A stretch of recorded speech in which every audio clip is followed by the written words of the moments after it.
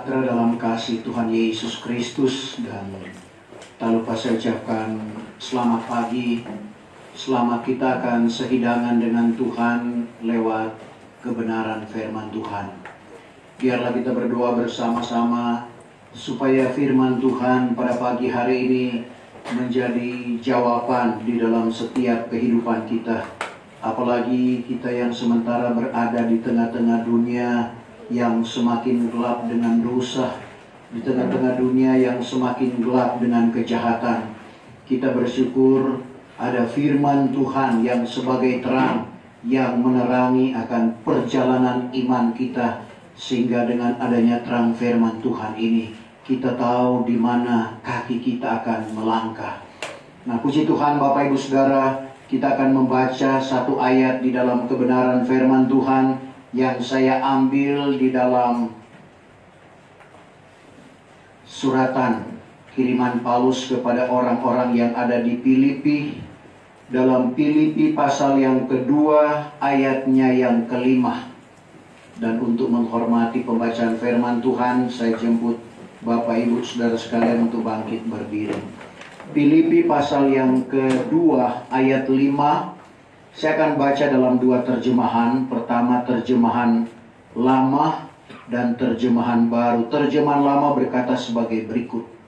Filipi 2 ayat 5. Taruhlah di dalam hatimu ingatan ini yang sudah ada di dalam Kristus Yesus. Salinan baru. Hendaklah kamu dalam hidupmu bersama menaruh pikiran dan perasaan yang terdapat juga dalam Kristus Yesus. Terima kasih. Puji Tuhan, silakan dulu. Bapak Ibu Saudara yang kekasih di dalam Tuhan Yesus Kristus, firman Tuhan yang kita baca dan yang kita dengar pada pagi hari ini adalah suratan dari Rasul Paulus yang ditujukan kepada jemaat yang ada di Filipi. Nah, Bapak Ibu Saudara, siapakah Rasul Paulus itu? Dia merupakan orang pilihan Allah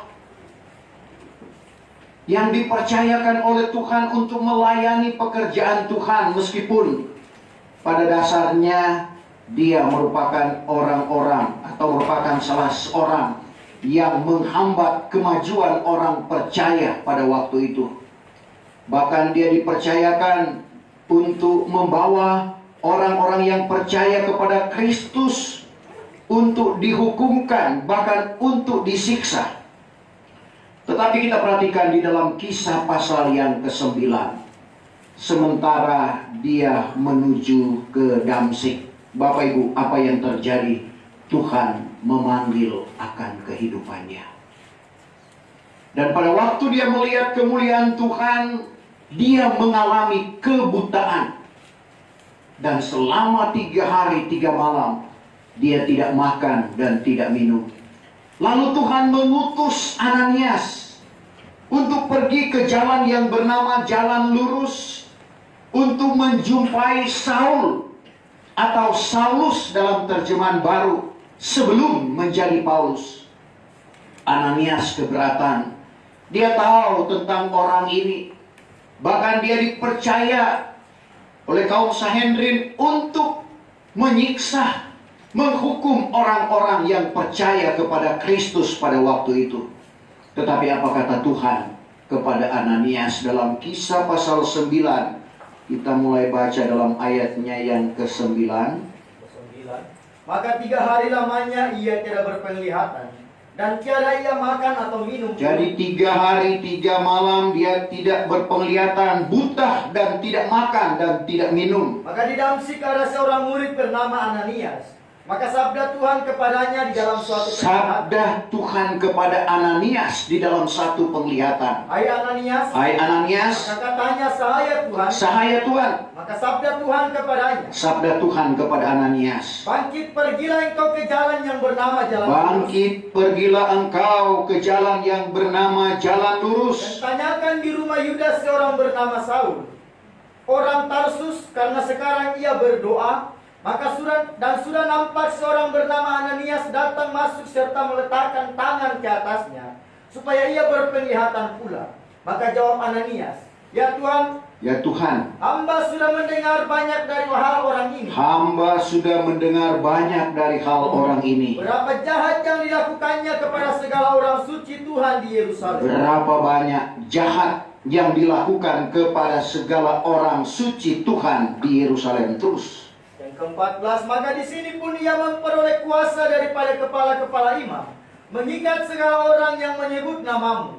Tetapi sabda Tuhan kepadanya, "Pergilah engkau, karena ialah suatu alat yang terpilih bagi." Pergilah engkau karena dia menjadi suatu alat yang terpilih bagiku, kata Tuhan. "Akan memasyurkan namaku kepada segala orang kafir." Akan memasyurkan namaku kepada segala orang kafir. Dan raja-raja. Dan raja-raja. Dan Bani Israel pun. Bani Israel pun. Ayat 16. Karena aku ini akan menunjukkan kepadanya. Aku ini akan menunjukkan kepadanya. Berapa banyak sengsara wajib dirasainya kelak. Berapa banyak sengsara wajib dirasainya kelak. Oleh sebab namaku. Oleh sebab namaku.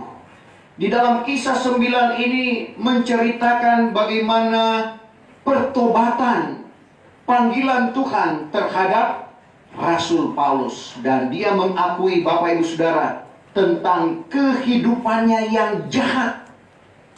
Sehingga kepada jemaat yang ada di Galatia, dalam Galatia 1 ayat 13 dia berkata, "Karena kamu sudah mendengar hal kehidupanku yang dahulu di dalam agama Yahudi, bahwa aku terlampau sangat menganiaya sidang jemaat Allah serta membinasakan dia.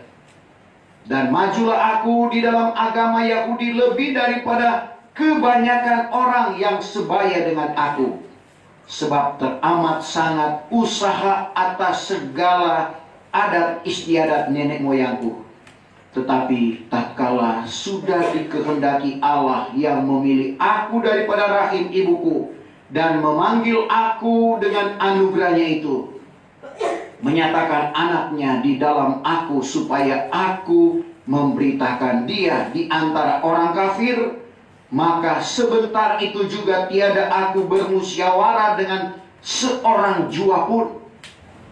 Bapak Ibu Saudara yang kekasih, Paulus menyadari dia adalah orang yang paling berdosa. Tetapi Tuhan boleh memilih dia, Tuhan boleh memanggil dia untuk menjadi alatnya Tuhan. Begitu juga dengan Bapak Ibu saya dan saudara. Bukan nanti jadi pendeta baru menjadi alatnya Tuhan. Tapi kalau Tuhan percayakan kebenaran ini kepada Bapak Ibu saya dan saudara, mari kita mau saksikan itu kepada kaum keluarga kita, sanak saudara kita, handai tolan kita. Karena kisah 1 ayat yang ke-8, pada waktu kita menerima Roh Kudus yang daripada Tuhan, kita dianugerahkan Tuhan kuasa untuk menjadi saksi bagi Tuhan. Mulai dari Yerusalem, Yudea, Samaria, sampai ke ujung bumi. Begitu juga dengan Bapak Ibu saya dan saudara, kita dijadikan saksi Tuhan. Mulai dari kaum keluarga kita, daerah kita, bangsa kita, dan akhirnya sampai ke 4 penjuru alam. Karena untuk menggenapi apa yang dikatakan oleh Tuhan Yesus tentang Injil Kerajaan Allah ini. Matius 24 ayat 14, Injil Kerajaan Allah ini akan dimasyurkan ke 4 penjuru alam, barulah tiba kesudahannya. Jadi Bapak Ibu saya dan saudara, sementara disiapkan oleh Tuhan, untuk itu perlu kita memiliki materi-materi firman Tuhan, yaitu pengajaran yang Tuhan sudah ajarkan kepada kita. Kalau pada waktu itu Rasul Paulus menerima firman, wahyu firman, seperti yang dia katakan kepada jemaat yang ada di Galatia, meskipun kita tidak bisa pungkiri bahwa dia pernah berguru pada guru besar Gamaliel namanya. Tetapi yang dia beritakan dalam Galatia 1 ayat 11-12, "Aku maklumkan kepadamu, hai saudara-saudara." Salinan lain, "Aku tegaskan kepadamu, hai saudara-saudara, bahwa Injil yang kuberitakan bukan pendapatan manusia, bukan ia itu kupelajari dari manusia, melainkan wahyu daripada Yesus Kristus." Di akhir zaman ini bukan lagi wahyu firman, bukan penambahan Alkitab, bukan ada lagi Wahyu 23, tetapi wahyu pengajaran, yaitu firman Allah. Simbol-simbol yang ada di dalam Alkitab yang kita tidak pahami, Tuhan ajarkan itu di dalam kehidupan kita, sehingga kita mengerti maksud dan rencana Allah dan kehendak Allah di dalam kehidupan Bapak Ibu saya dan saudara. Nah, Bapak Ibu saudara yang kekasih di dalam Tuhan Yesus Kristus, di dalam ayat ini bagaimana Paulus mengatakan, taruhlah di dalam hatimu ingatan ini yang sudah ada di dalam Kristus Yesus. Dikatakan, hendaklah kamu dalam kehidupan bersama menaruh pikiran dan perasaan juga yang terdapat dalam Kristus Yesus. Apa yang ada di dalam Kristus Yesus?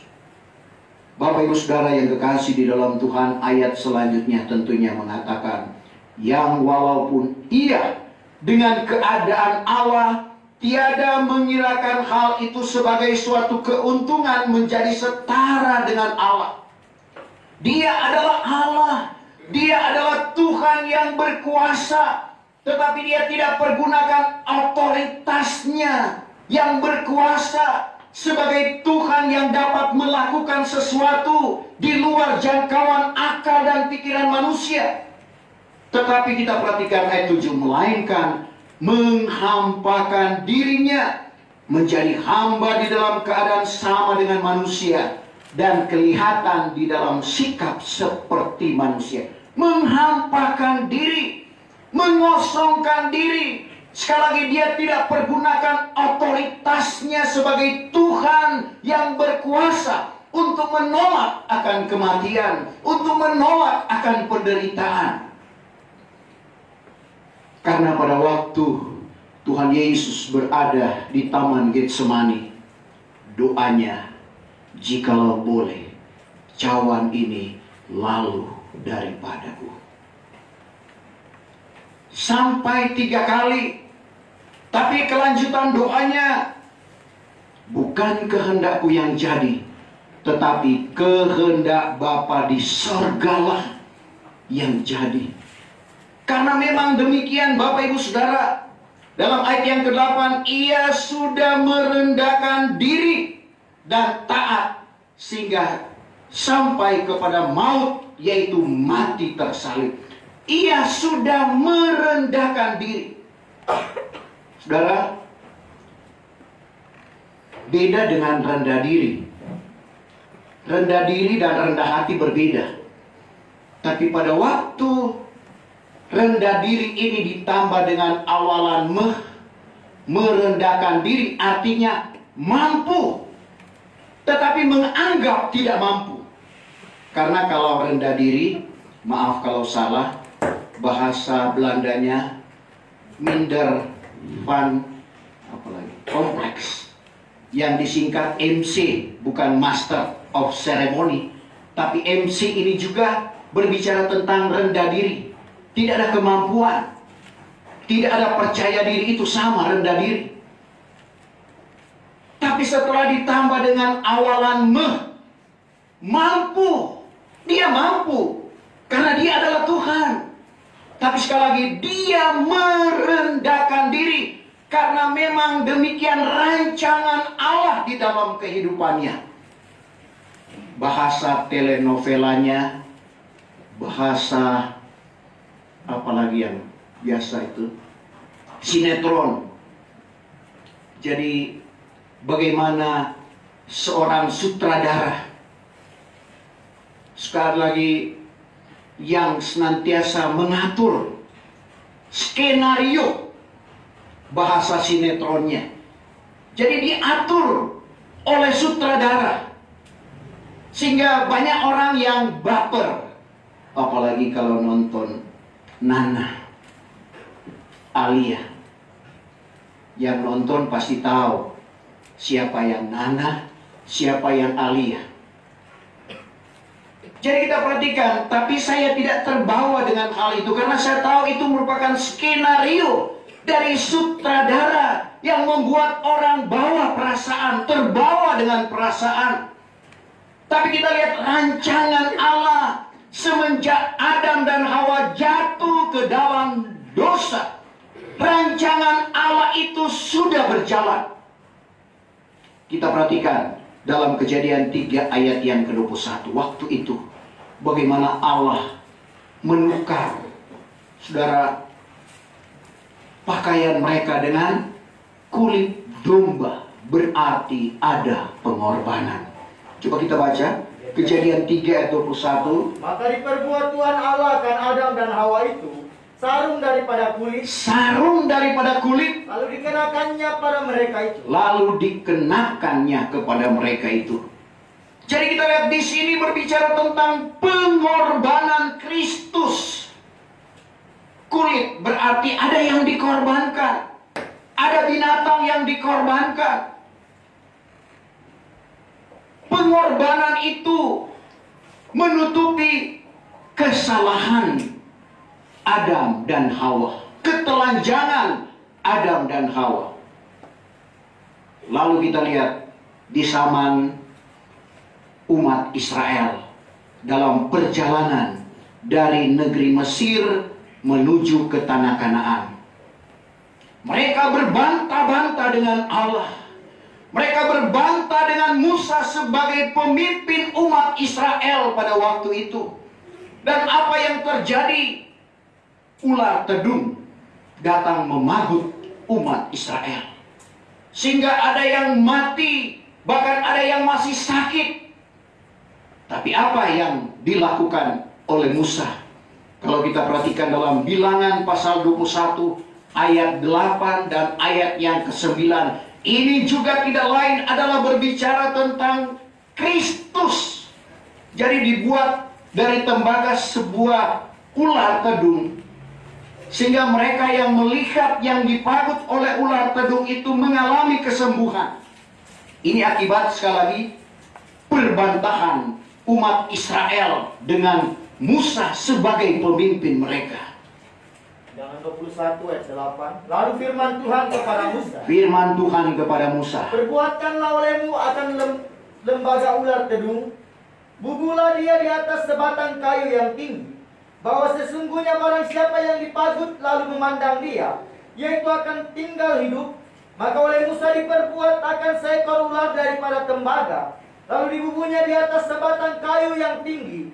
Maka sesungguhnya apabila seorang dari dipangut ular, serta dipandangnya akan ular tembaga itu, maka tinggallah ia hidup. Jadi orang yang memandang ular itu yang diangkat oleh Musa tinggi mengalami kehidupan.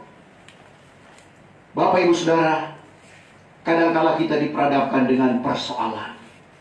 Kita dipagut dengan persoalan oleh karena kelalaian kita. Oleh karena ketidaktaatan kita. Tuhan izinkan hal itu terjadi. Kita mengalami berbagai-bagai masalah.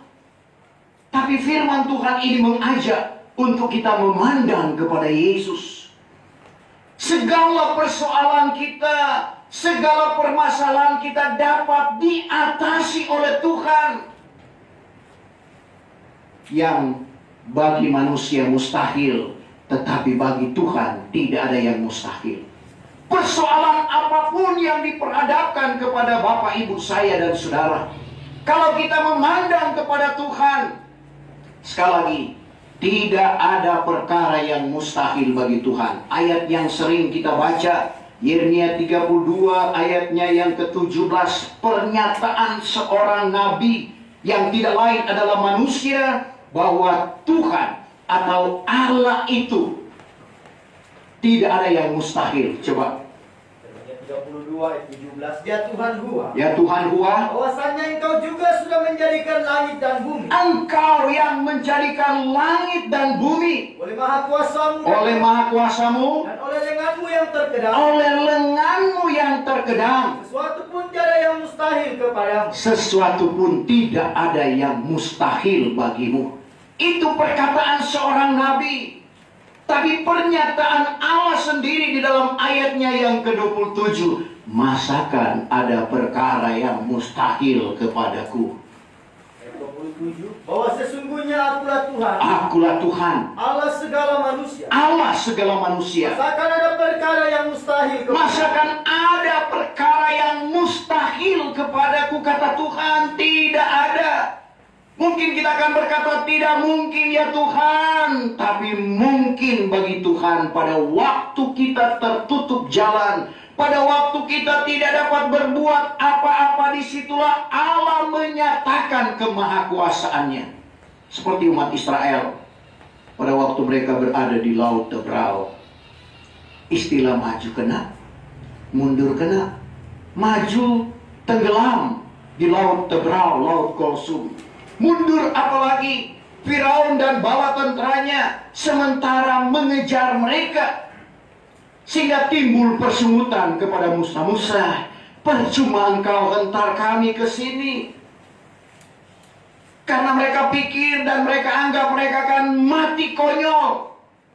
Tapi ternyata Tuhan berfirman kepada umat Israel melalui Nabi Musa, jangan takut, pertetapkanlah hatimu.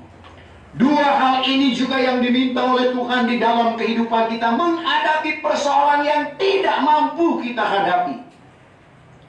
Coba kita baca Keluaran 14, 13, 14. Tetapi kata Musa kepada orang Mesir, Kata Musa kepada umat Israel, janganlah kamu takut, jangan kamu takut, pertetapkanlah hatimu. pertetapkanlah hatimu. Maka kamu akan melihat kelak pertolongan besar daripada Tuhan, Kamu akan melihat pertolongan besar yang daripada Tuhan, yang diadakannya bagimu pada hari ini juga. diadakannya bagi kamu pada hari ini juga. Artinya tidak ada yang terlambat bagi Tuhan. Karena adapun segala orang Mesir yang kamu lihat pada hari ini, Orang Mesir yang kamu lihat pada hari ini yaitu tiada kelihatan pula kepadamu sampai selama-lamanya, tidak akan kelihatan kepadamu sampai selama-lamanya. bahwa Tuhan juga kelak berperang akan ganti kamu, Tuhan berperang ganti persoalan Bapak, Ibu, saya dan saudara. dan kamu ini akan berdiam diri. Kita berdiam diri di kaki Tuhan. Sekali lagi, perjalanan umat Israel menggambarkan bagaimana perjalanan iman kita di tengah-tengah dunia ini. Tapi sekali lagi, kalau kita memandang kepada Yesus, karena dia sendiri yang mengungkapkan tentang kematiannya. Dalam Yahya 3 ayatnya yang ke-14 yang digambarkan di dalam perjalanan umat Israel. Coba Yahya 3 ayat 14. Ke-14. Sebagaimana Musa telah menaikkan ular itu di padang belantara, Sebagaimana Musa telah menaikkan ular itu di padang belantara, begitulah juga wajib anak manusia dinaikkan. begitu juga wajib atau harus anak manusia dinaikkan. Dia menyadari bahwa dia akan mengalami kematian. Jadi sebagaimana Musa, bagaimana Tuhan Yesus menggambarkan bagaimana Musa telah mengangkat, menaikkan ular di tengah-tengah umat Israel. Begitu juga dengan dia dinaikkan di kayu salib. Jadi kita perhatikan, mulai dari kitab Kejadian, kitab Bilangan, bahkan salah satu nabi yang menubuatkan tentang kematian Kristus dalam Yesaya pasal 53 ayat 4 dan ayatnya yang ke-5. Yesaya 53 ayat 4 dan ayat yang ke-5. Sebenarnya ditanggungnya segala kelemahan kita, Sebenarnya ditanggungnya segala kelemahan kita, dan diangkutnya segala penyakit kita. diangkutnya segala penyakit kita. Tetapi pada sangka kita bahwa disengsarakan dan dipalu dan direndahkan Allah akan dia. Jadi pada sangka manusia bahwa dia dipalu dan direndahkan Allah akan dia. Tetapi ia sudah kena luka karena sebab segala kesalahan kita, Ia sudah kena luka karena kesalahan Bapak, Ibu, saya dan saudara. dan ia pun dihancurkan karena sebab segala kejahatan kita. Dia dihancurkan sehingga mengalami kematian karena kesalahan kita. Bahwa siksa yang mengadakan selamat bagi kita, Siksa Tuhan yang mendatangkan keselamatan bagi Bapak, Ibu, saya dan saudara, itu berlaku atas dia, itu berlaku atas dia. dan oleh segala bilurnya kita pun disembuhkan. Oleh segala bilurnya kita disembuhkan. Dan ini kembali diungkapkan oleh Rasul Petrus. Jadi kita perhatikan kepada orang-orang pilihan yang ada di Pontus, Galatia, Kapadokia, Asia, dan Bithania. Bagaimana Petrus mengungkapkan akan hal itu dalam 1 Petrus 2 ayatnya yang ke-24. 1 Petrus 2 ayat yang ke-24. Ia sendiri sudah menanggung segala dosa kita dalam tubuhnya. Sudah menanggung segala dosa kita di dalam tubuhnya. Di atas kayu salib. Di atas kayu salib. Supaya kita dimatikan daripada dosa. Supaya kita dimatikan daripada dosa. Lalu hidup bagi hal yang benar. Hidup bagi hal yang benar. Dari sebab bilurnya kamu sudah disembuhkan. Dari luka-luka Yesus, Bapak, Ibu, saya dan saudara disembuhkan. Penyakit jasmani itukah maupun penyakit rohani, Tuhan sembuhkan di dalam kehidupan kita. Sebab itu kita adalah orang-orang yang berbahagia. Karena kita dibawa oleh Tuhan pada pengenalan akan hal yang benar. Karena banyak orang yang belajar.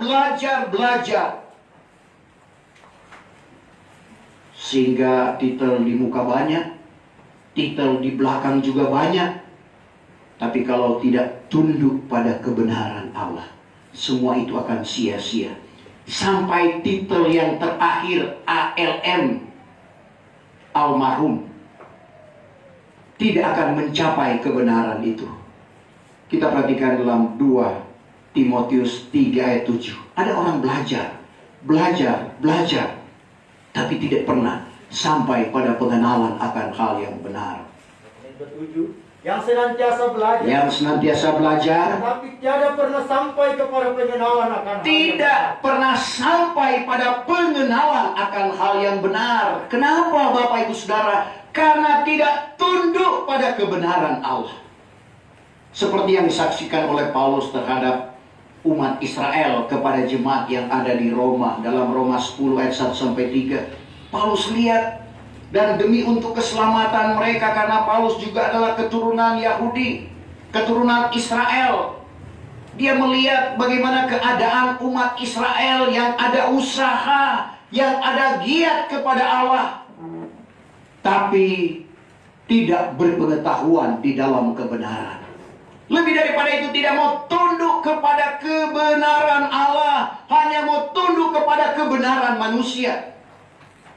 Kebenaran Allah diabaikan, lalu tunduk pada kebenaran manusia. Tunduk pada akal-akal manusia atau pengajaran akal-akal manusia atau pendapat manusia. Itulah yang menyebabkan, sekali lagi, bahwa Tuhan tidak karuniakan. Seperti ayat yang sering kita baca, Matius 13 ayat 11. Kepada kamu dikaruniakan untuk mengerti rahasia kerajaan sorga. Kepada mereka itu tidak dikaruniakan. Sepintas selalu saya katakan tidak adil. Kenapa yang lain dikaruniakan, yang lain tidak dikaruniakan? Bukan Tuhan tidak adil. Karena ada orang juga yang memang tidak mau tunduk kepada kebenaran Allah. Sehingga Tuhan tidak anugerahkan rahasia kerajaan sorga. Sedangkan kerinduan Tuhan sendiri, kita perhatikan, supaya semua datang pada pengenalan akan hal yang benar. Masih kepada Timotius dalam 1 Timotius 2 ayat yang keempat. Apa kata Paulus? Yang berkehendakan sekalian manusia beroleh selamat. Yang berkehendakan, Tuhan menghendaki semua manusia, tidak ada yang terkecuali, untuk beroleh selamat. Dan sampai kepada pengenalan dari hal yang benar. Sampai kepada pengenalan dari hal yang benar. Bapak, Ibu, Saudara yang kekasih, demikian juga Petrus kepada orang-orang pilihan yang ada di Pontus, Galatia, Kapadokia, Asia, dan Bithania. Dia suratkan dalam 2 Petrus 3 ayatnya yang ke-9. Maka Tuhan tidak berlambatan di dalam hal perjanjian itu. Tuhan tidak berlambatan di dalam hal perjanjian itu. Sebagaimana ada beberapa orang yang membilangkan hal itu lambat. Ada orang yang membilangkan lambat kedatangan Tuhan. Melainkan panjang sabar akan kamu. Panjang sabar akan kamu. Tidak ia gemar akan seorang pun binasa. Tidak ia gemar seorang pun akan binasa. Melainkan sehingga sekaliannya sampai kepada tobat. Melainkan sekalian sampai kepada tobat. Itulah maunya Tuhan di dalam kehidupan kita. Sebab itu, Bapak Ibu Saudara yang kekasih, kita kembali kepada ayat firman Tuhan tadi. Taruhlah di dalam hatimu ingatan yang sudah ada di dalam Kristus Yesus, bagaimana dia telah menunjukkan ketaatannya. Tadi ayat 8, ia sudah merendahkan dirinya dan taat sehingga sampai kepada maut, yaitu mati tersalib. Sebab itulah juga Allah sangat meninggikan dia dan menganugerahkan dia suatu nama yang di atas segala nama, supaya dengan nama Yesus itu akan bertelut segala lutut daripada yang di surga dan yang di atas bumi dan yang di bawah bumi. Karena ketaatannya. Sekali lagi, ketaatan Tuhan yang merendahkan diri dan dia sampai kepada mati tersalib. Allah sangat meninggikan dia, sehingga segala lutut yang di surga, yang di bumi, yang di atas bumi. Di surga adalah para bala tentara surga dan malaikat surga. Di bumi manusia, di bawah bumi kuasa kegelapan. Dikatakan bahwa supaya dengan nama Yesus itu akan bertelut segala lutut daripada yang di surga dan yang di atas bumi dan yang di bawah bumi. Artinya segala kuasa dianugerahkan kepadanya. Sebab itu, pada waktu Tuhan menyuruh murid-murid dengan komandonya, memberikan kepada murid-murid pesan, memberikan tongkat estafet pelayanan sebelum dia naik ke sorga. Dia berkata, segala kuasa telah dianugerahkan kepadaku, baik di surga maupun di bumi.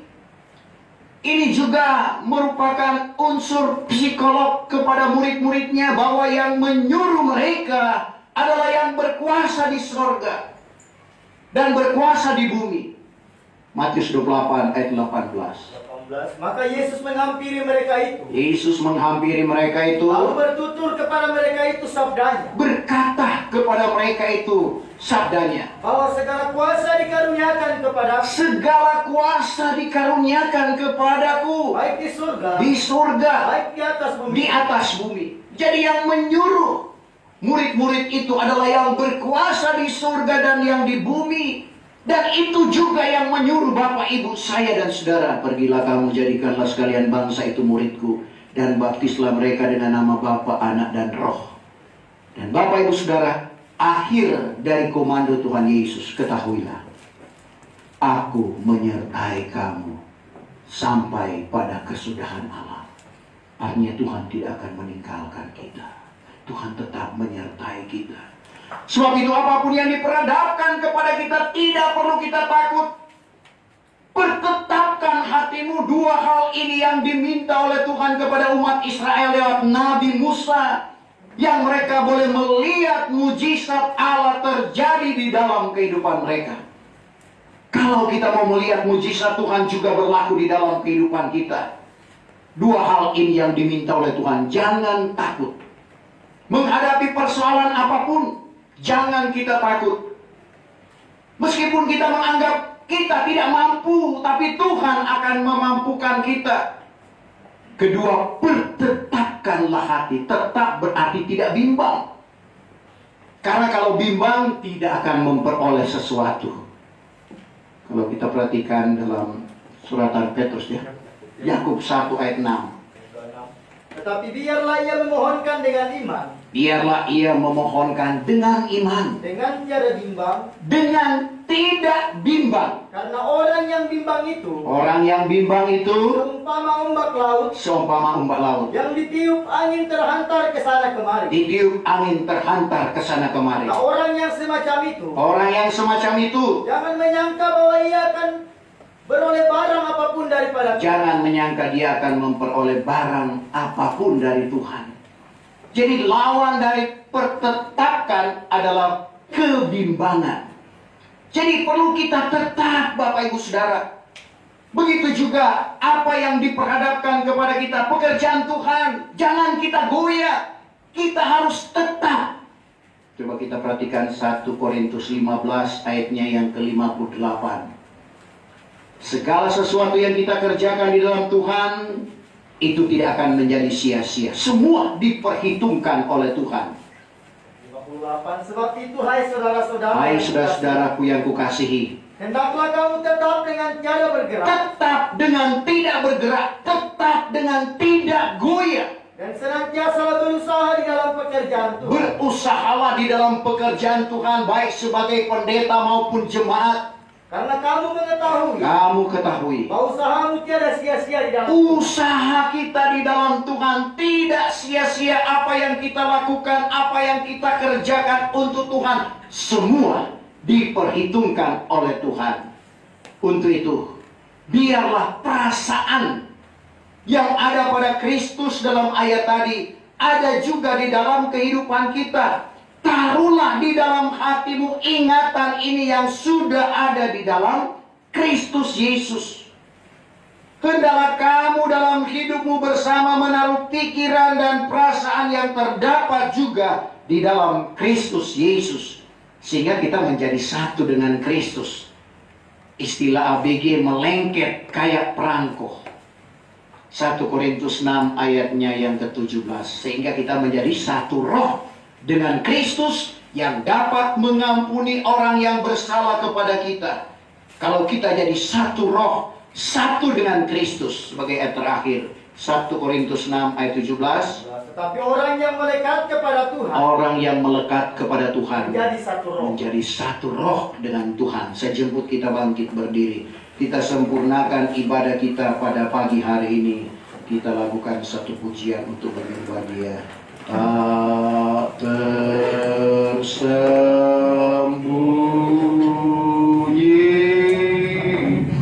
kuasa